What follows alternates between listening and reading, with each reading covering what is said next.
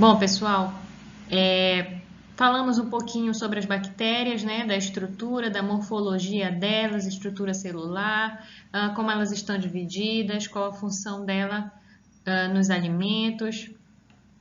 Falamos um pouquinho sobre os fungos, né, a diferença entre os bolores e as leveduras, um pouquinho das características de sobrevivência deles. E agora vamos falar dos vírus.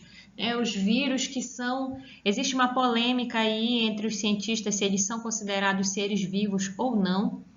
Atualmente, o que é mais aceito é que eles não são considerados seres vivos por não se encaixarem aí naquela taxonomia que nós falamos anteriormente, lembra? Reino, filo, classe e ordem, gênero, espécie, eles não se encaixam nisso pelas características estruturais deles. Eles não possuem uma célula formada. Vejam, eles possuem apenas um material genético aqui, certo? Essa estrutura aqui é de um bacteriófago, tá? É um vírus que parasita bactérias, certo? Então, eles não são considerados seres vivos por conta disso. Eles têm essa estrutura, eles possuem, né, variadas formas. Acho que vocês têm visto muito aí a característica estrutural dos coronavírus. Então, eles só vão ter uma classificação a partir de família. Vou passar uma atividade para vocês sobre isso e aí vocês vão poder ler um pouquinho mais. Outra diferença também dos vírus com relação às bactérias e os fungos é que eles são apenas patogênicos. Gente, anotem isso aí. Os vírus, eles são parasitas intracelulares obrigatórios. O que isso quer dizer? Que eles não sobrevivem se não for dentro de uma célula, parasitando uma célula e se reproduzindo lá dentro, certo? Eles precisam estar intracelular obrigatoriamente para sobreviver e se multiplicar, certo? Então, eles estão sempre relacionados a doenças. Não são utilizados para a produção de alimentos, como os fungos, como alguns fungos, algumas bactérias. Não são utilizados como indicadores, porque o diagnóstico deles é muito difícil. Vocês têm acompanhado aí na mídia, que é por PCR, um teste rápido, que é já identificação de substâncias do próprio organismo da pessoa, mas não é a busca do parasita em si na célula da pessoa. Então, os vírus, gente, são mais complexos, são muito mais caros de pesquisar, então eles não são utilizados assim para um diagnóstico, certo? Não são utilizados também para produzir outros alimentos, eles não têm essa capacidade porque eles são apenas parasitas. Se instalam na célula da pessoa, do animal, do indivíduo e causam alterações, sinais clínicos, sintomas que nós observamos quando a pessoa está parasitada. Pessoal, só finalizando a questão dos vírus, é que eles então não se multiplicam no alimento, eles apenas vão se multiplicar no indivíduo vivo, correto? Já que ele é um parasita, entra dentro da célula, né, obrigatório, só sobrevive dentro da célula de um indivíduo vivo. E qual é a importância, então, para os alimentos, a relação do vírus com o alimento? São vírus que são veiculados pelos alimentos, certo? O alimento serve apenas como um veículo mesmo, de uma pessoa doente para uma pessoa sadia.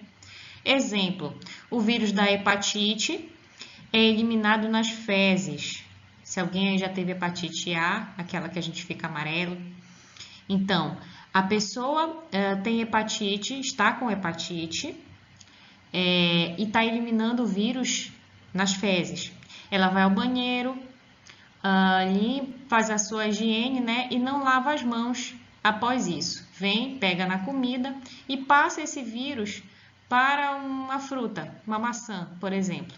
O vírus fica lá, ele tem um tempo de sobrevivência fora da célula, né, até que ele morra. Então, o vírus está lá. A pessoa da mesma família saudável vem, pega essa fruta e come. Vai estar ingerindo o vírus. E aí sim, quando entrar em contato com o trato gastrointestinal dessa pessoa, o vírus vai, opa, aqui tem célula viva, tem indivíduo vivo, consigo sobreviver. Vai parasitar a célula, se multiplicar e a pessoa também vai estar doente, correto? Então é essa a importância do alimento para o vírus, ele serve como um veículo, certo? Tiverem dúvidas, me perguntem lá no WhatsApp sobre essa questão. Aqui então vamos falar sobre os fatores que influenciam na multiplicação desses micro-organismos. Bactérias e fungos, tá bom? Os vírus são um caso à parte, como nós já vimos. Então, existem fatores que nós chamamos de intrínsecos e existem fatores que nós chamamos de extrínsecos. Intrínsecos são aqueles relacionados diretamente ao alimento. São inerentes a ele, fazem parte dele. E os fatores extrínsecos são aqueles que estão relacionados ao ambiente em que o alimento se encontra. Vamos explicar melhor, gente. O que são esses fatores que influenciam na multiplicação microbiana?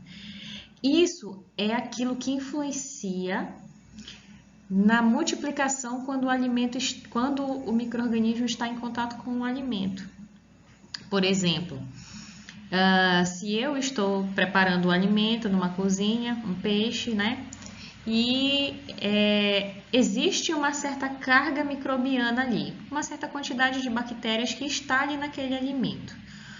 O que eu posso fazer, por que eu preciso conhecer isso para eliminar esses micro-organismos ou preparar o alimento de uma forma que eu tenha certeza que não vai ocorrer doenças, né? Para as pessoas que forem consumir aquele peixe. Então, existem fatores que vão influenciar na multiplicação das bactérias que estão ali naquele alimento. Certo? Vamos falar mais detalhadamente no próximo slide. O que são esses fatores intrínsecos, então, gente? Intrínsecos é que faz parte do próprio alimento. Vamos voltar ao exemplo do peixe. Eu tenho um peixe e esse seria o alimento, né? Tem fatores nele que vão contribuir ou não para favorecer que aquelas bactérias que estão ali se multipliquem, porque elas precisam se multiplicar, né? É algo natural da sobrevivência delas, senão elas vão morrer ali e tudo lindo pra gente, né?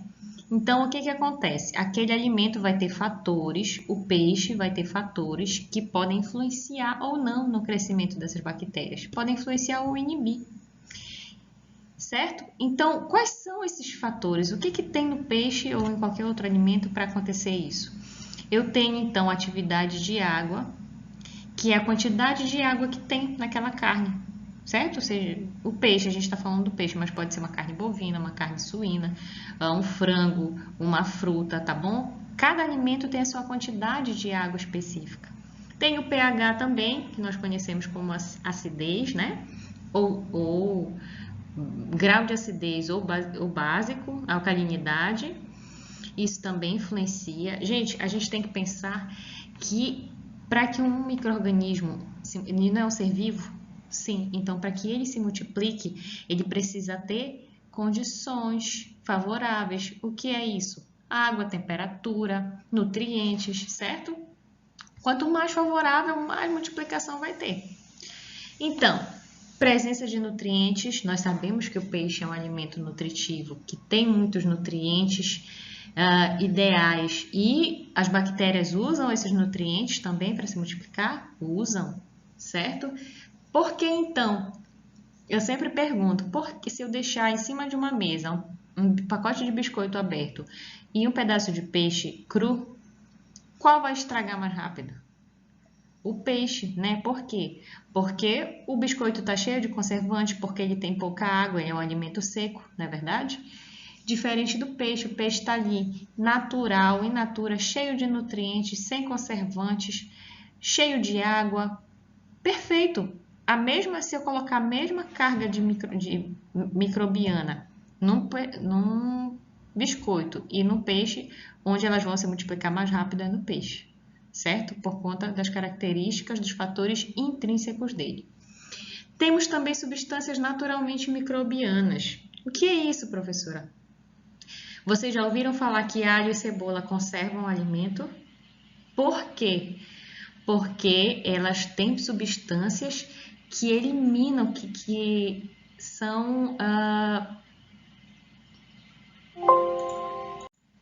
repelentes, digamos assim, são desfavoráveis para a multiplicação microbiana, como por exemplo o alho tem a alicina, que combate a multiplicação de bactérias. Tá bom? E a microbiota natural, às vezes os alimentos também têm suas bactérias próprias do seu ambiente ali, tem bactéria em todo lugar, né? Então, eles também têm bactérias benéficas que convivem muito bem com ele ali. E quando em contato com essas bactérias externas que estão entrando ali, em contato com esse alimento, elas vão, digamos, competir, certo? Elas vão competir, então, por aquele ambiente. Então, assim como tem substâncias favoráveis para a multiplicação dessas bactérias externas, que são nutrientes, água, acidez, nós temos também substâncias, fatores intrínsecos, que repelem, né, essa multiplicação microbiana. Então, existe um mundo aí no próprio alimento que vai favorecer ou não o crescimento dessas bactérias. E quais são os fatores extrínsecos, então, externos àquele alimento? Olha aí, o mais clássico é a temperatura. Temperatura, umidade relativa, composição atmosférica e a embalagem, se ele tiver. Certo? Nós vamos falar mais disso na próxima aula.